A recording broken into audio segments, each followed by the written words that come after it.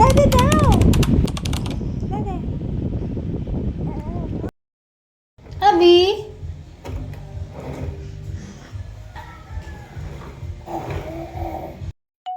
Hi mga kapatid, samahan na naman yung sa pinabagong kwento ng pagiging nanay ko na naman at araw nga ng Huwebes ngayon.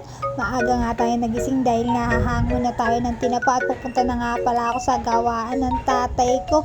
Pagdating ko nga pala doon mga kamamang wagi, wala pa ang tatay ko kaya nag-decide muna ako, maaga pa, alas 5 pa lang. Chinat ko na nga yung kapatid ko para sumamba.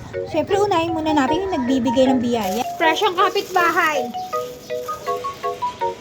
At sinama ko na nga pala kanina si Arvin dahil nga puyat na naman si Arvin. Hintayin niya kasi nga yung tatay ko dahil nga pala nalate yung tatay ko dahil nga bumper to bumper na naman daw sa Bukawi at merong nangyari aksidente. Simula as 9 ng gabi tatay ko lumawas at nakauwi na nga siya alas 5 ng umaga.